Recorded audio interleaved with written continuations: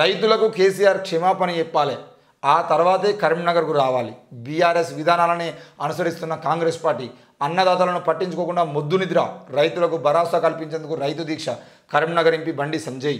అయ్యా ఈయనకు ఏం చెప్పానో అర్థం కాదు. కరీంనగర్ మా ఎంపీ బండి సంజయ్కి ఎట్లా మాట్లాడనో తెలియదు, ఏం మాట్లాడనో తెలియదు. రైతులకు కేసీఆర్ క్షమాపణ చెప్పాలంటే నువ్వు చెప్పవా?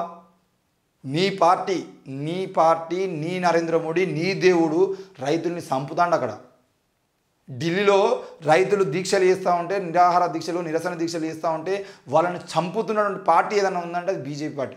ఈ దేశంలో ఎన్నడూ లేని విధంగా రైతులకు అత్యంత దారుణమైన పరిస్థితుల్లో రోడ్ల మీద కూర్చోబెట్టి వాళ్ళ మీదకి ఎమ్మెల్యేల కొడుకులు ఎంపీల కొడుకులు కార్లతో గుద్ది చంపుతున్నారంటే కారణం మీ బీజేపీ పార్టీ. నీకు అంతగానం ప్రేమ ఉంటే నువ్వు ఇక్కడ ఏంది రైతులకు భరోసా కల్పించేందుకు రైతు దీక్షనా? దమ్ముంటే రైతులు చేస్తున్న దీక్ష దగ్గర వేరాపో, అక్కడ పోయి రైతులకు మద్దతు ప్రకటించు. నువ్వు దమ్ముంటే రైతులకు నిజంగానే నువ్వు మద్దతు ప్రకటించడం అయితే పంజాబ్ హర్యానా రాష్ట్రాల్లో రైతులు చేస్తున్న దీక్షలో నువ్వు పాల్గొని రైతులందరికీ కనీస మద్దతు కావాలి. కేంద్రంలో ఉన్నటువంటి నరేంద్ర మోడీ వెంటనే ఇప్పుడు రైతుల కోసం నువ్వేం దీక్ష చేస్తావు? నీ మేనిఫెస్టో ఏంది బయటపెట్టు. రైతులతో 100 మంది రైతులతో మాట్లాడదాం, ఏ పార్టీతో సంబంధం లేకుండా 100 మంది రైతులతో మాట్లాడి మీకు మద్దతు ధర కావన్నా రైతు బీమా కావన్నా అని అడిగితే కనీస మద్దతు ధర కావాలని చెప్పేసి రైతులు కనుక అంటే వెంటనే కనీస మద్దతు ధర కావాలి, రైతులకు వెంటనే కనీస మద్దతు ధరను ప్రకటించాలి అని చెప్పేసి అన్ని పార్టీలు ప్రకటించాలి. ఎవరు అధికారంలోకి వచ్చినా, కేంద్రంలో కాంగ్రెస్ అయినా బీజేపీ అయినా బీఎస్పీ అయినా ఎవరు అధికారంలోకి వచ్చినా రైతులకు గిట్టుబాటు ధర కల్పించాలని చెప్పేసి, పంటకు సంబంధించిన విషయంలో పంట నష్టానికి సంబంధించిన విషయంలో వాళ్ళకు బీమా కల్పించాలని చెప్పేసి వెంటనే ఒక దీక్ష చేయను. కనీస మద్దతు ధర కోసం నువ్వు రైతుల కోసం దీక్ష చేయి. ఏం మాట్లాడుతాడు? ఏ దీక్ష చేసేదంటే మీ ఎమ్మెల్యే అభ్యర్థులు, మీ ఎంపీ అభ్యర్థులు, మీ వెనకాల ఉన్నటువంటి బీజేపీ వ్యాపారవేత్తలు, పద్మశాలి కుల సంఘ నాయకుల్ని, లేదంటే మున్నూరు కాపు కుల సంఘ నాయకుల్ని కొంతమంది తీసుకొచ్చుకొని వెనకాల కూర్చున్న వాళ్ళందరూ రైతులే అని చెప్పేసి బిల్డప్లు ఇస్తే కాదు. 100,000 ఎకరాల భూస్వాములను తీసుకొచ్చుకొని మీ వెనకాల కూర్చోబెట్టుకొని దీక్ష చేసుడు కాదు. దమ్ముంటే కనీస మద్దతు ధర కోసం, గిట్టుబాటు ధర కోసం నువ్వు దీక్ష చేయి.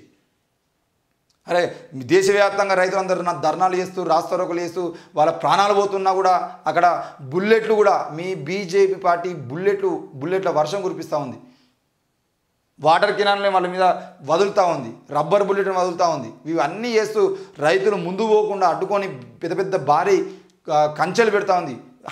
ఢిల్లీలోకి రాకుండా వాళ్ళ వాహనాలు ట్రాక్టర్లు వేసుకొని వాళ్ళ లోపల రాకుండా రోడ్డుకి ఇరువైపులా కూడా మొత్తం మొలలు సీకుల్ని పాతిపెట్టింది.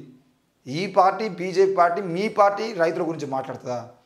అంతో కొంత బీఆర్ఎస్ కేసీఆర్కైనా రైతుల గురించి మాట్లాడే అధికారం ఉంటుంది, రేవంత్ రెడ్డికైనా అధికారం ఉంటుంది, కానీ బండి సంజయ్కి రైతుల గురించి మాట్లాడే అధికారమే లేదు.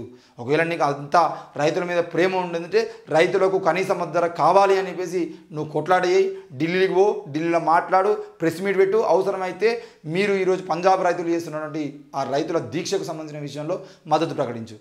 లేకపోతే అన్నీ సైలెంట్గా ఉండి సప్పుడే కూర్చొని మళ్ళీ అదే పాట వేసుకొని తిరుగు.